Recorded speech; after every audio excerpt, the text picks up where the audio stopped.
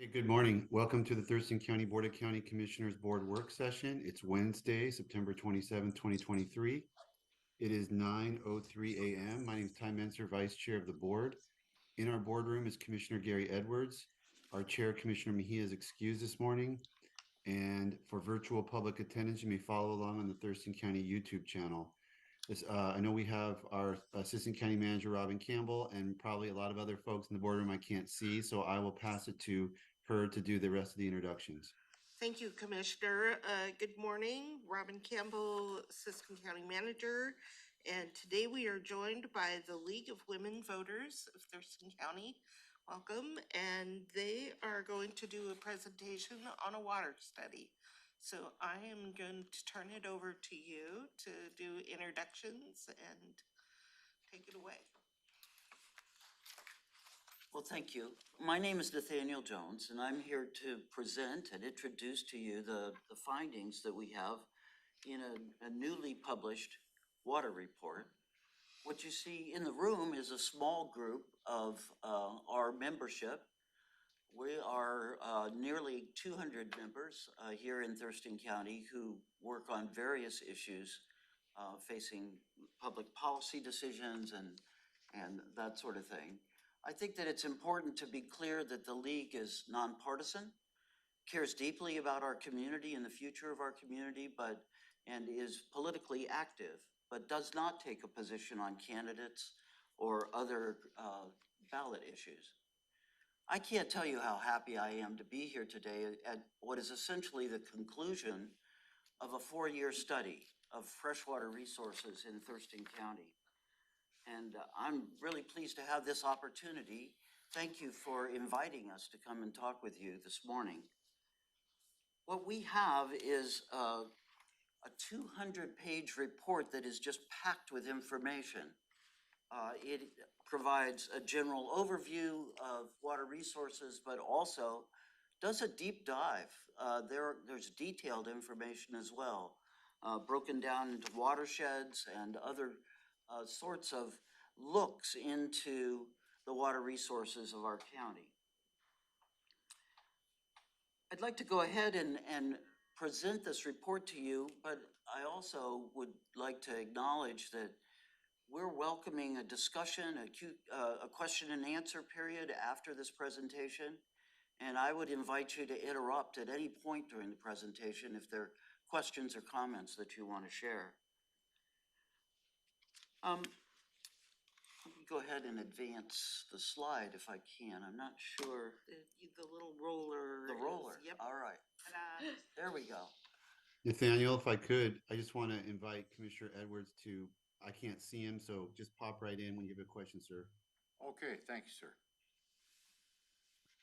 So I'd like to just go to this slide. It actually is the cover of the report, and that's because what we have found is that this report reinforces a 2008 study that was done by the League. We have new and better data than we did at that time, but the fundamental finding of this report is the same as what we found 15 years ago. This graph shows that Thurston County's freshwater supply is at risk due to rapid and unrelenting population growth. The best projections available show that between the year 2000 and 2050, our population will grow by 85%. And that is a dramatic change. And that is the red line that you see on the graph. There's a blue line that runs vertically in our graph that shows 2023, shows where we are today. And you can see that the projection really reflects where we've been with rapid growth. It just continues to compound. During the same period of time, it may be difficult to see on this graph, we also represent the growth in freshwater resources, and it is essentially a flat line on the bottom. It's the blue dots that are across the bottom. The freshwater supplies will remain essentially static in Thurston County. But let me start with just some very basic information about water and water resources. First of all, just globally looking, only about 1.5% of water in the world is fresh and accessible for people to use. And there's been the same amount of water in the world since time immemorial. Focusing in on Thurston County, virtually all of the fresh water used by people in our county comes from groundwater. And the source of our groundwater is precipitation. And it is refreshed every year in rain and snow, refilling the underground aquifers that provide the source of water for us. The western part of Thurston County receives more than 2 times the amount of rainfall as the eastern part. And water regulation there are multiple levels of water regulation, but the basic state regulation is controlled by water rights. And all water rights in Thurston County have been appropriated, fully used up, if you will, since 1988.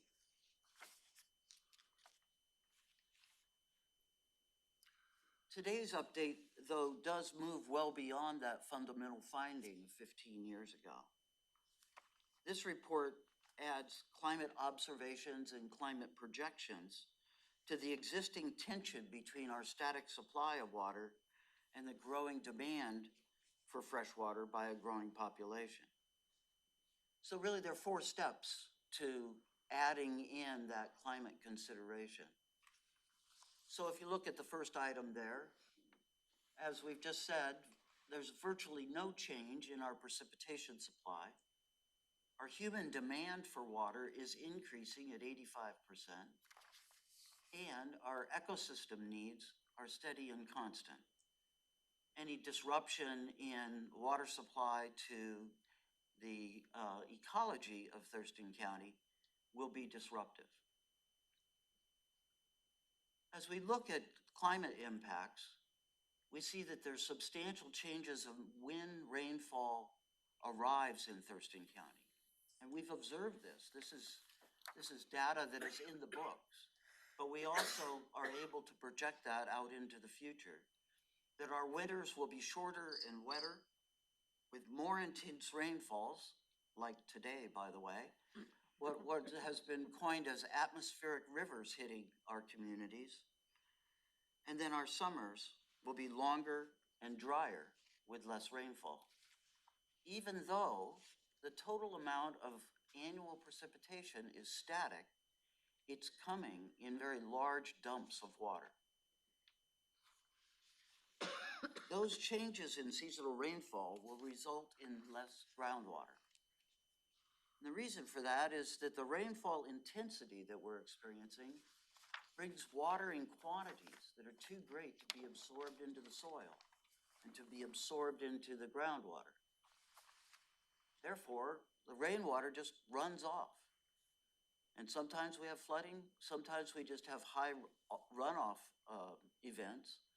But the point is that it doesn't get into the ground and therefore is not available for human use. If there's less groundwater, there's less water available to pump for human uses.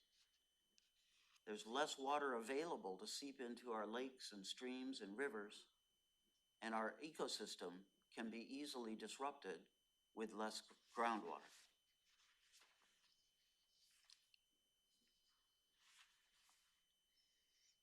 So there really are 2 challenges that come out of this projection. The first is, how will we meet the demands for fresh water as we see rapidly growing population, while groundwater supplies will likely decline?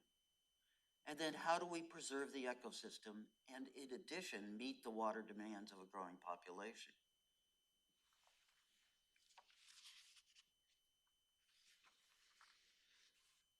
This report provides a summary of our freshwater systems, coming water challenges.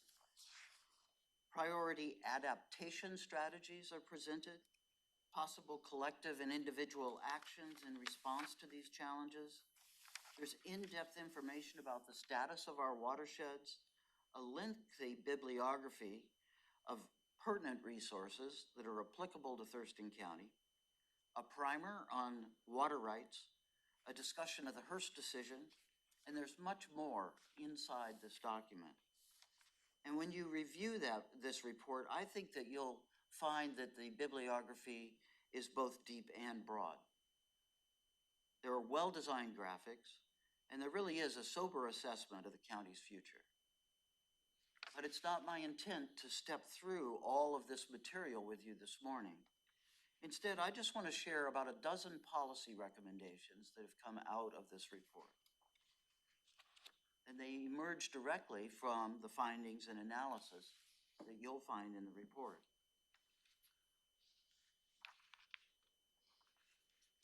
So stepping into those strategy recommendations, the first is to strengthen regional intergovernmental data gathering and planning for freshwater. This is our number one recommendation. This is our strongest recommendation, is for regional intergovernmental coordination. There are many, many agencies and entities currently involved in water resource planning and distribution within Thurston County. We have talked to, if not all of those groups, many, many of them. And what we find is that there is a fragmented approach to an area-wide challenge. Federal, state, local, private entities are all involved making their own decisions. There is coordination. It's not a terrible situation, but it certainly is not optimal with the level of fragmentation that we currently see. The current level of coordination is inadequate. We need an effective regional structure and processes in order to effectively manage our freshwater resources. Now, on this slide, we suggest that perhaps Thurston Regional Planning Council might be appropriate, but the truth is we don't have a recommendation as to where that needs to sit. We feel that there are other organizations that may be able to play that role. TRPC is just one.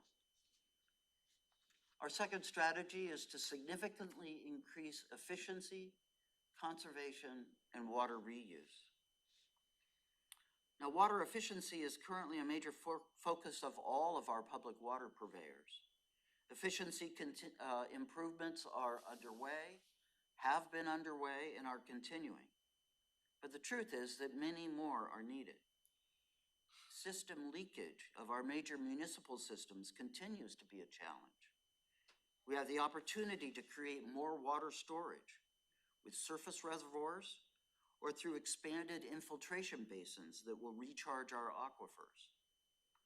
The reuse of water holds great potential for Thurston County, whether it's through industrial scale reclaimed water facilities that LOT is already operating, or through localized development level gray water reuse systems. There are many ways that we can reuse water.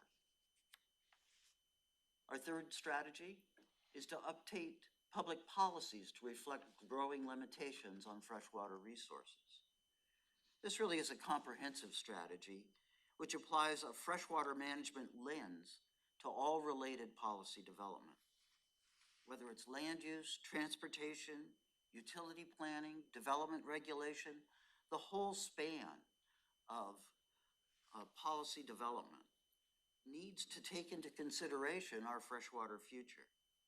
Many of these regulations and policies have a direct or indirect linkage to freshwater resource management. The next strategy is to increase investments in water infrastructure. If we're committed to efficiency and the protection of our existing freshwater assets, then many capital investments will be needed on an ongoing extended period of time.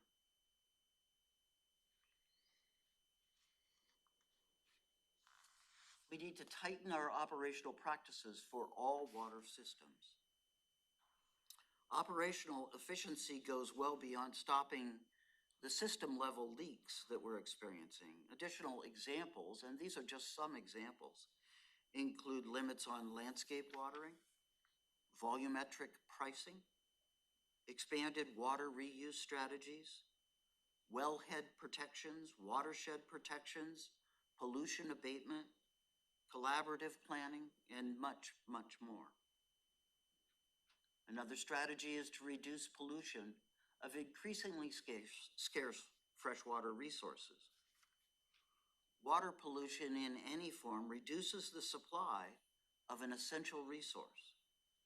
It's equally important to protect groundwater from pollution as it is to protect our surface waters. I think when we consider freshwater pollution, we generally think of rivers and streams, but our groundwater resources are just as important. Non-point pollution sources remain problematic in Thurston County. Discharge from concentrated septic systems can spoil vital groundwater resources, and this threat is heightened with shallow aquifers. Another strategy is to enhance environmental protection for streams, for fish and wildlife habitat. Maintaining in-stream flows and cold temperatures is central to protecting valuable habitat throughout the county. Over-allocation and over-pumping of freshwater can damage native species and further degrade essential natural environments.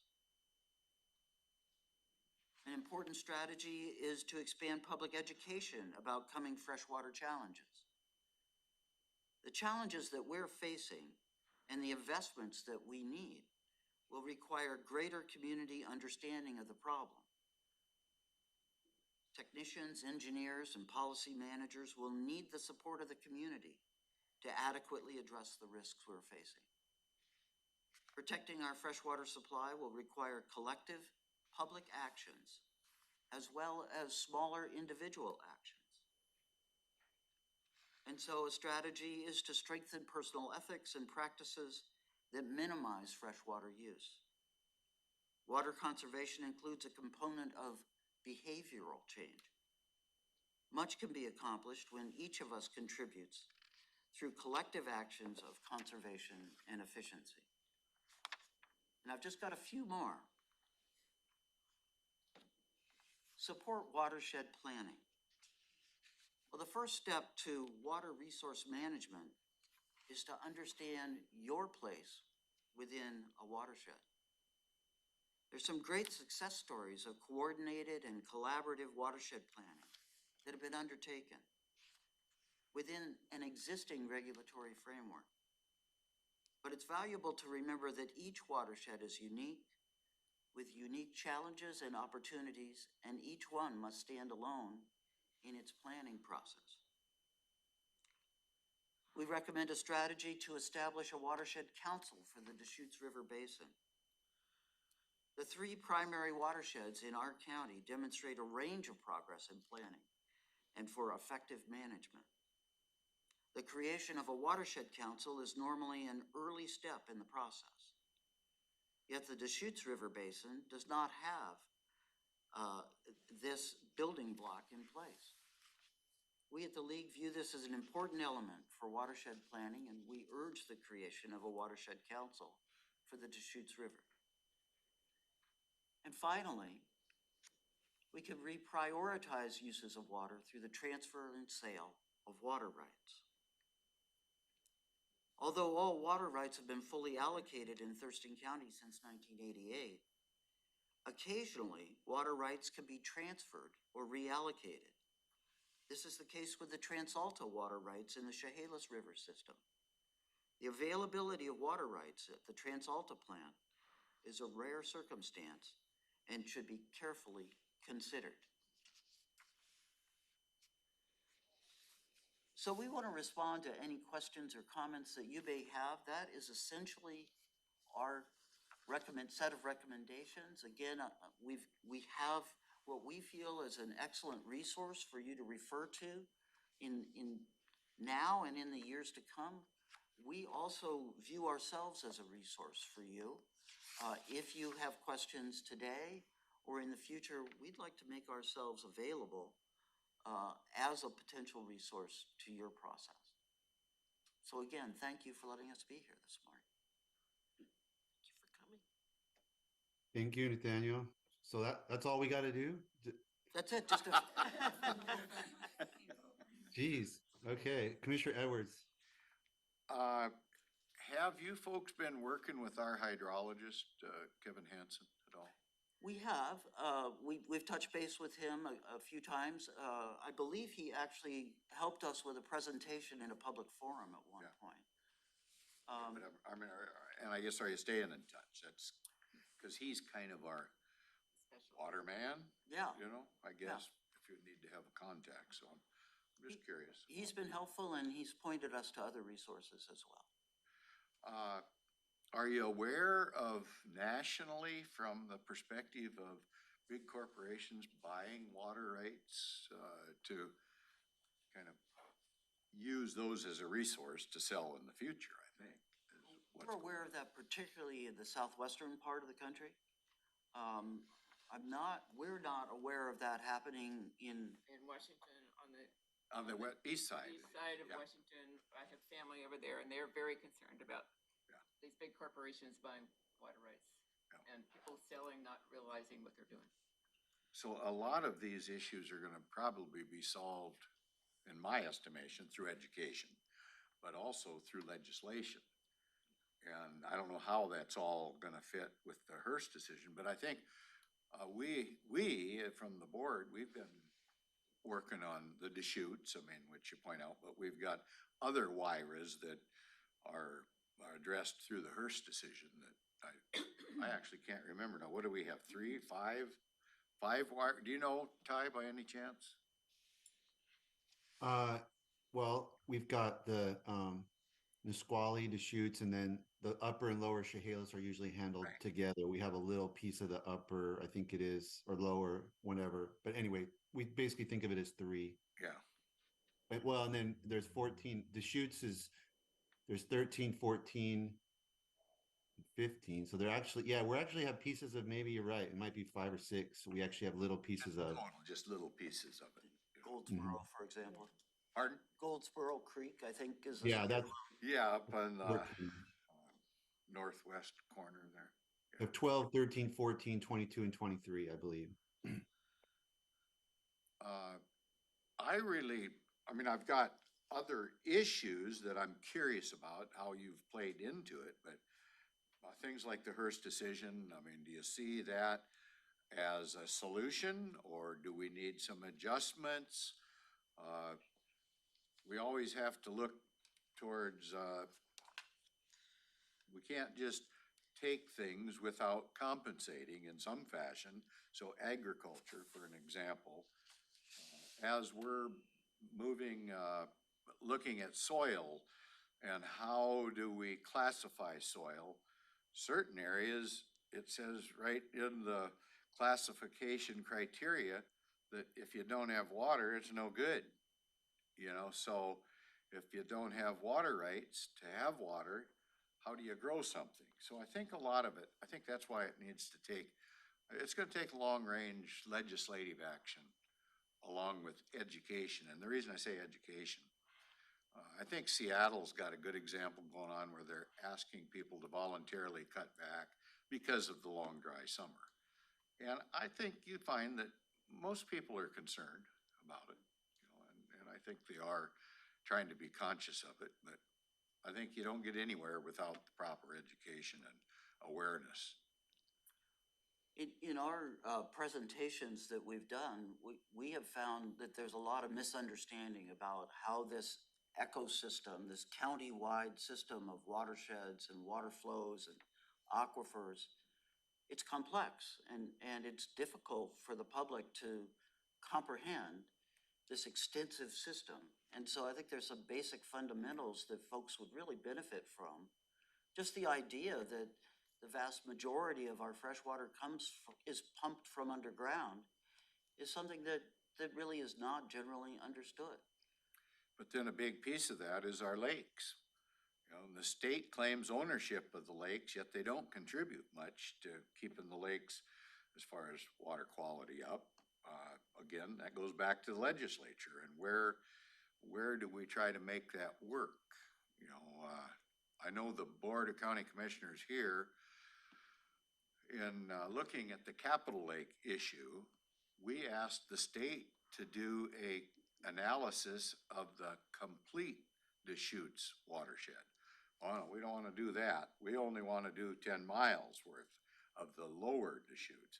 But the reality is, if you don't do a complete review, you don't have a good enough picture to make good decisions. And I don't know how familiar you folks are with corporate usage of things like chemicals that are, there's a product that the timber industry uses, which is called urea 46. Now, the different timber industries will tell you that they have proprietary prescriptions that go into that. So they don't like to discuss in public what's actually in those. And you guys, I think, would be appalled to see the helicopters flying over the forest lands that put tons and tons of fertilizer down. And that goes directly into the water. They say they shut it off. I don't know. Esther, were you out by any chance to the Nisqually presentation when one of the timber companies gave a presentation on that?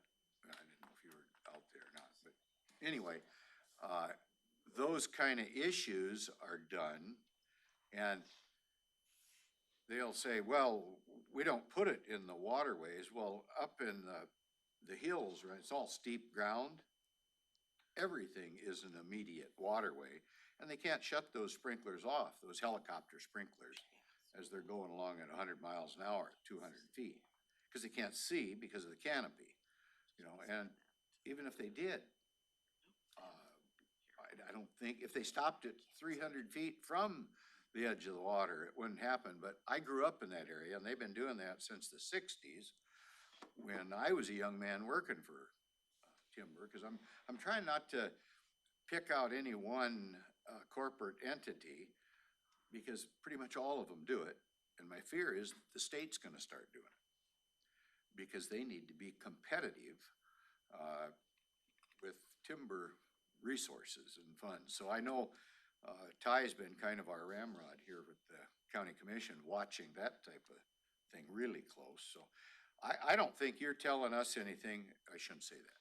I'm sure there's stuff in there that we're not completely aware of, but we've tried to take a pretty good stand on these issues, and I'm just touching on a few of them, but can't get the state to cooperate sometimes. What do? You know, so that's where it takes that education and cooperation. I almost can sense Ty's chewing on something there, you know? I don't know if I can be heard, but we hope to put together something that's for the public education that is not as dense as this, but that makes the points and keep it so it's an easy presentation, because so many people don't realize that if our aquifers are not full, the creeks don't have water. There's just simple issues like that that most of us don't know. And if I turn on my faucet, it affects your house. You know, that kind of thing that we feel like it's critical that more and more of our citizens know, so that when the issue comes up, they understand it and can decide what they want to do about it. So I think it's one of our major goals. I can even get into, I've been a water purveyor, so Ty, I see you're not on mute. I don't want to hog the show here. Okay, yeah, we can just go back and forth. Just a few things I'm writing down. The education piece is interesting because, yeah, there is, it's so complicated, but it's so fundamental and it's so interesting. I mean, you know, I put a lot of emphasis on environmental issues as a commissioner, but that just comes from my personal values. I have no scientific background and I didn't study any of these issues. You know, I went to law school and I was a criminal defense lawyer. So the things that I've learned as a commissioner about the water system and the, you know, the hydraulic continuity and the water cycle and all these things that Nathaniel just kind of went through at a high level, sort of couldn't believe that I didn't know about, that I didn't have that understanding just as a citizen, just as a person. It's so, and it's so interesting. It's like, if I had understood this better, I might have studied it in college and pursued a career in it, because it's fascinating. And I hope we can do a better job of imparting to our young people just what they basically need to know to try to protect the planet and these resources, and to just, it's just a fundamental part of their education, science education and whatnot. And I think we are doing a better job. I see more of it in education than I did when I was, in high school. But that's certainly an area for growth. Couple of things I wanted to, that I just came up. I heard, I didn't see Esther, but I heard you mention Esther, and Esther had come up and given public comment yesterday, I believe, about something that is on the set of recommendations. One of them says reduce pollution of increasingly scarce freshwater resources.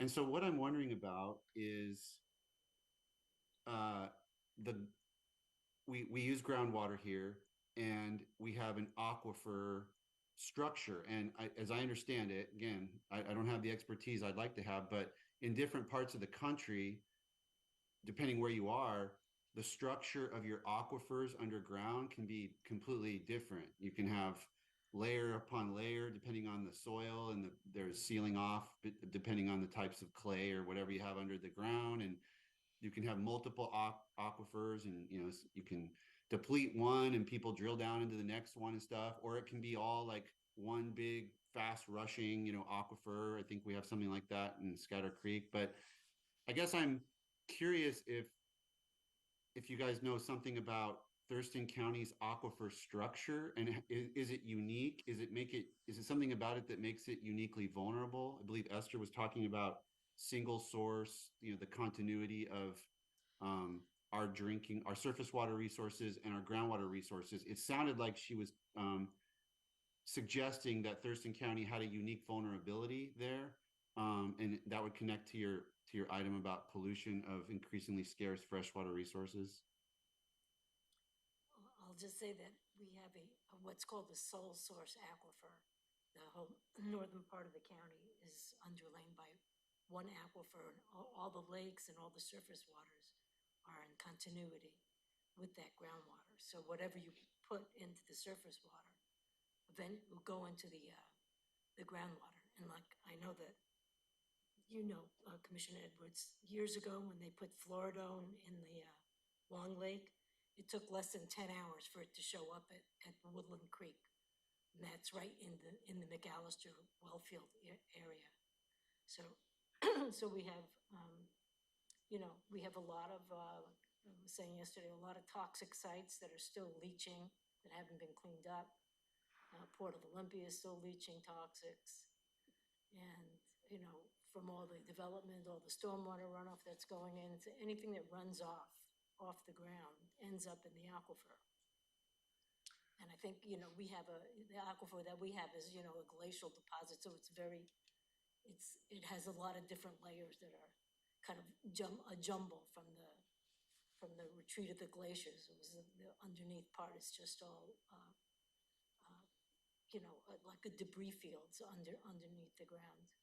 But I'm sure Kevin Hansen's the one to ask about that. Right. Esther's kind of kept our feet to the fire about chemical application into the lakes.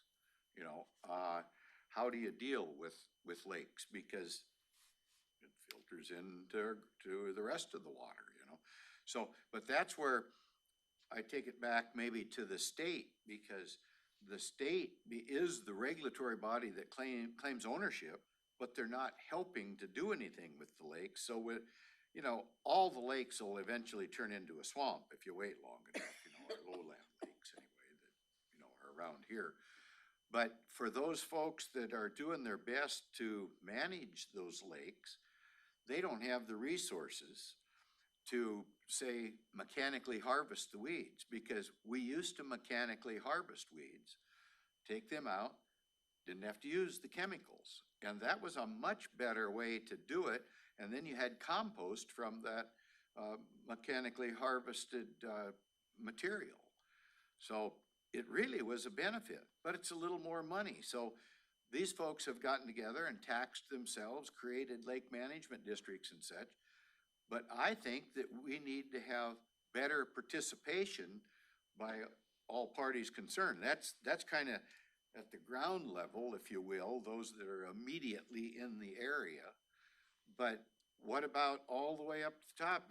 If water is a priority, why wouldn't we want to invest and put more money into that type of a solution rather than chemical application? So I think we got a lot of work to do down the road, but I'm hoping that common sense can play into this at some point and recognize, yeah, if we use the mechanical harvester, we're gonna get a couple of salamanders in the mix or whatever it is, and just accept that there'll be a reintroduction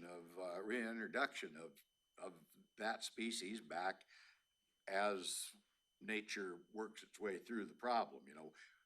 A lesser of two evils. Is it more damaging to run over a few salamanders or to put chemicals in the lake that cover the whole groundwater spectrum, if you will?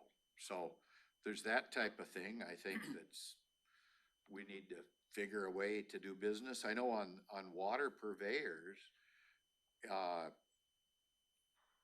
the federal government has regulation on that type of thing. So if you've got 100 hookups on your water company, you are mandated to have this big horrendous standpipe of water, you know, hundreds of thousands of gallons of water, to provide service to the public if the power goes out. You know, and it's a gravity type service. Well, that can easily be contaminated, terrorist, whatever you want to refer to. They don't even consider the fact you could have a standby generator if you've got a well that's capable of a static line that does not drop on that water level, that you could have that as an alternative, and it'd be much less of an expense to the customers. They always let you raise the rates to sock it to the customers, it seems like, but they don't think of the considerations. They come up with dumb things like, I had one of those federal folks tell me when they were telling us we had to build a water tower, said, well, you know, everybody might flush the toilet at the same time, and then you'd have a problem. Well, I ran a jail here as sheriff. At times we had 500 inmates in jail. Those folks are always trying to figure out a way to mess with the system. And they put notes around, hey, flush the toilet, everybody flush the toilet at 10 o'clock or whatever. Put a sock in the toilet and flush that at 10 o'clock to disrupt things. They can't even get that right. So it's unrealistic to say everybody's gonna flush their toilet at the same time someday. And that, because of that, you need this standpipe, which never gets used. So common sense is what I'm talking about, that we need to get included in some of our regulatory practices. Ty, I can't tell, did you have your hand up or something there? You were gonna say something, I thought. No, I just, on your earlier point, you said about the state support for non-chemical strategies. I'm wondering if we should, my light just went out. If we should develop a legislative item where we maybe propose like a grant program for support for counties' use of non-chemical management strategies on county lakes. Yeah, I think that'd be great. I like that idea And get the because league, you know, to help us on that as far as part of your strategies, if you agree to it. I know you guys must get together and kick everything around and then come up with a list. You know, you said that, I think you've said your number one somewhere. I wrote all of it. Coordinate. Yeah, on the coordination part of it, yeah. Yeah, strengthen regional intergovernmental data that was, and so it falls right within that category of your top priority. I guess there is discussion in the report about the federal and state roles as well as local roles. And we try to parse that out. And what we find is that there's confusion. And in different settings, these organizations or entities are playing different roles. Some of them are very clear and some of them are clear jurisdictional issues. But in other cases, there's some dancing going on between these organizations. Um, we also recognize lake management districts and also septic system districts that we think hold promise for solving some problems locally. There's one septic system district in Thurston County. We think that there's role for more. But again, as you point out, Let me interrupt you just a Yeah. little bit. What is that one septic system you're saying? I would have to get back with you with the, Tamashin, is it Tamashin? We maintain, I think we do 3 septic systems at the county level. Not that we want to be in the septic business, but we just got done doing millions of dollars of upgrade, budgeting for those Tamashan, Boston Harbor, Rochester, and I Right, thought there was Brim. there's one more, isn't Tamashan? Olympic Yeah, View is Boston, our yep. other one. Olympic View, yeah. So there's 4. We maintain 4 systems as best we can, but you know, the downside that nobody thinks about is the solids that we need to, get rid of. Like Pierce County's got a really good system up there, and they get their solids down to, I don't know, the microbiology level where there's not contaminants in them. It's a expensive process, and then it's like fertilizer, like anything else. We don't do that. Most places don't do it. And then they haul it somewhere and they dump it on the land. Well, what happens then? Well, yes, it raises crops or something, that we probably all hope that we don't eat those crops. I think they go for export, the majority of them in eastern Washington, but there's an example of groundwater contamination, and there's a big push to not do any of that in western Washington because of the heavier rain, so. And One of the things we were impressed with during our study was in Yelm, where they put in 2 pipes for your, water that leaves for your house. right, the gray water, they're, And the purple pipe and the white Yep. pipe. And so, and then they use that water from the purple pipe for a different purpose, but. yeah, for irrigation and such. Kind of thing is, to me, something that all jurisdictions need to look at. Doesn't Lott have a similar program? Aren't they watering like the Tumwater Golf Course and that kind of stuff? I think with reclaimed water. Reclaim water. So I mean, yeah. I think we're head and shoulders above a lot of jurisdictions, but there's always more to do. I think that we could take pride in some of the things that have happened in our county. I think there is a lot going on. Lott is a leader on the West Coast. But having said that, what we're finding is that there are challenges that we didn't even know were out there.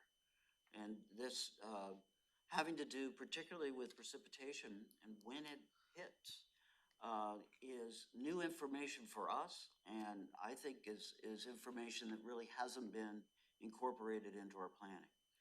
And so, yes, we're doing a lot of good things, but we need to respond to the latest data that's available.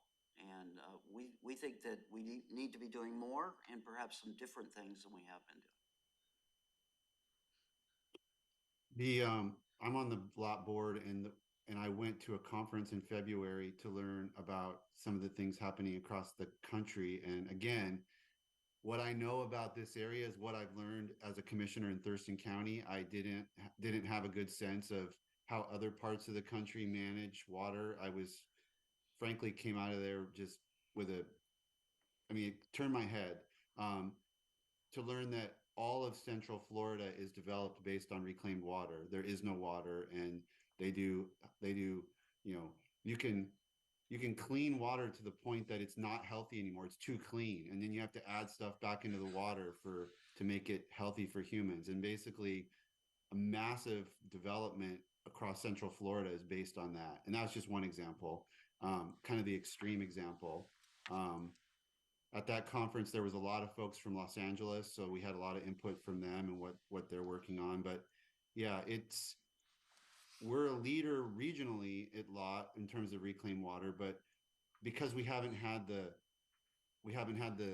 need, we haven't been in such a dire situation as some other places. We've been tentative a little bit about looking at that and expanding education. So I know Lott has the strategy of sort of doing a variety of things to sort of get education out there about this and what it how it could play into our future scenarios. Los Angeles was kind of in the middle, you know, like we're kind of back looking at it from afar. Florida's in the middle of using it knee deep, and then Los Angeles was kind of the middle place where they haven't been using it, but they're intensively planning and developing the infrastructure to include it. So that was kind of really interesting to see the range of situations that are out there across our country. Fine. May I ask a question? Yes, ma'am. Thank you. So one of your recommendations is to update public policies. And my question is, do you have policies in mind that a county could adopt, or are there model policies elsewhere in counties that Thurston County could consider? Well, I really appreciate that question because what you're asking for is what's actionable. What Yeah. can we actually put into practice and where are the targets? And while those are identified, they are not summarized and not in a packet that I can hand to you, nor can I speak specifically to them this morning. But we'd be happy to provide you with that next step of summary of where we think actions can be taken. Great. Thank you. I guess from my point, I'm kind of always beating up on the state, but I got nowhere else to go, you know? And I mean, it's unfortunate when I talk about education, most of the public has no idea what goes on in the forest lands. And those forest lands are the vast acreage that recharge, our aquifers. And we end up with a lot of chemicals applied in the forest lands. Those are licensed through ecology, who we always think about kind of as guarding our resources. And they're overseen by DNR, the application, and that's part of, and when it comes right down to it, it's corporate profits that are dictating what goes on and how come it continues. And so those are massive things to overcome. And at the same time, we're saying, well, there has to be a 200-foot setback, I'll say the Deschutes for an example, from the river before you can do anything because you're going to contaminate the water. Well, contaminated and compared to what? Nobody wants lawn fertilizer used right up to the water. And I think that, that's the kind of thing that they push, and rightfully so. Or they don't want a drain field up against there. But they won't even consider the corporate contamination, if you will. And those things, that doesn't gel very well.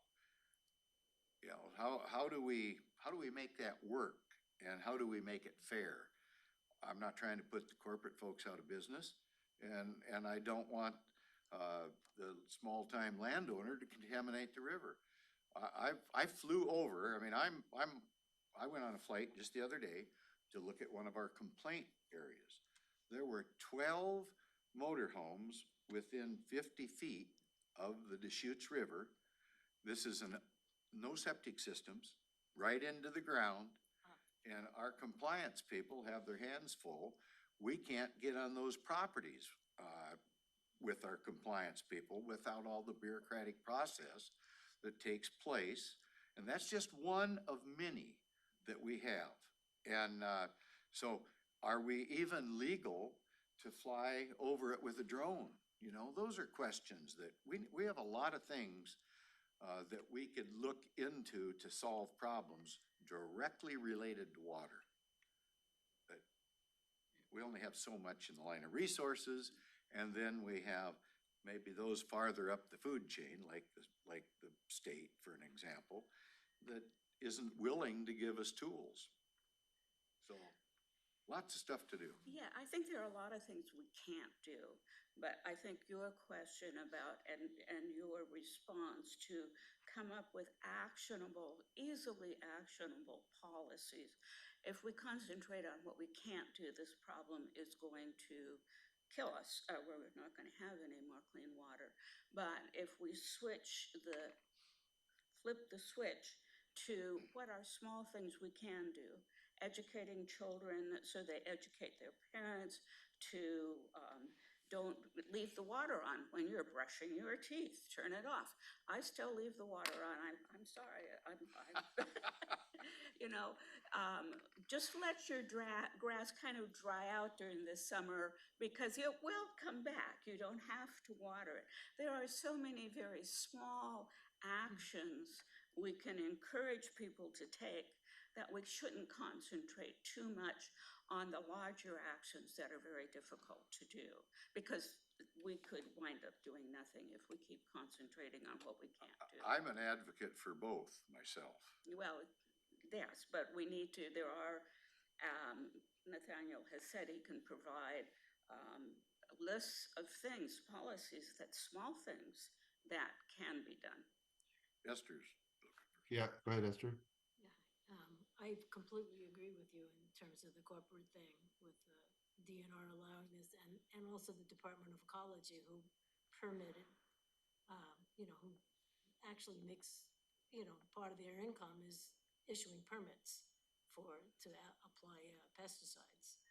And even giving it to the Black Lake Special District, which is not on their list of, institutions that's even supposed to get a permit.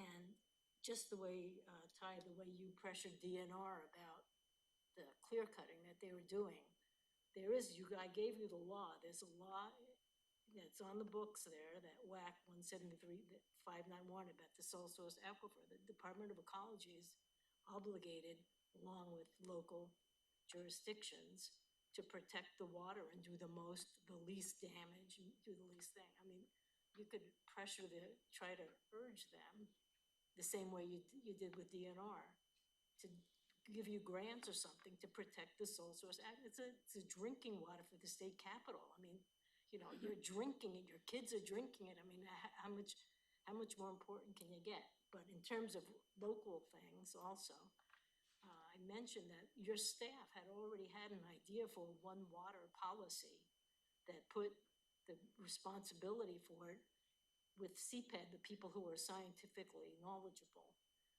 for dealing with it, for dealing with all the water resources. You already had a plan. I don't know why it didn't go through, but it was from like 2019.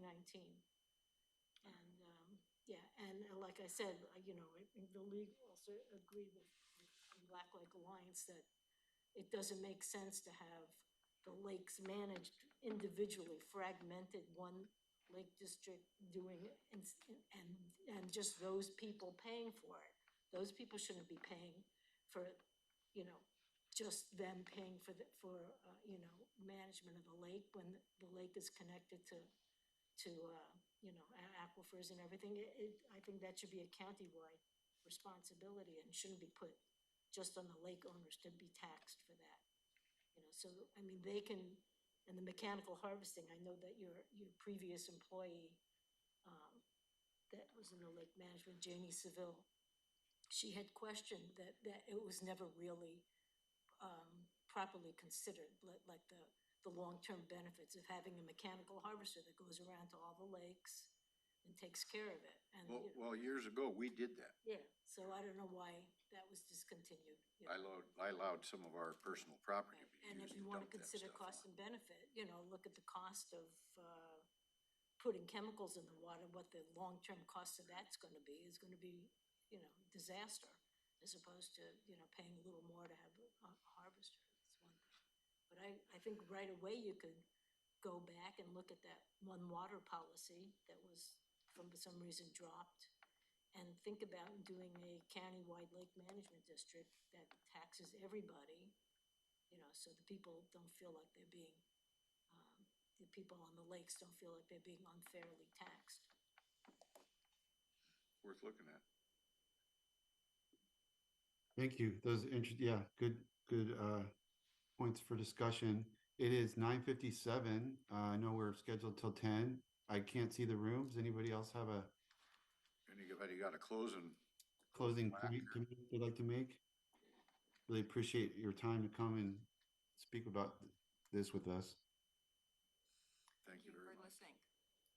Thank you. We're grateful for the opportunity. Okay. More to come, huh? Yeah. Yes. More to come, sounds like. You'll be seeing a lot of us. All right, Well, keep up the good work. Thank you. Thank you. very good. This meeting is now adjourned.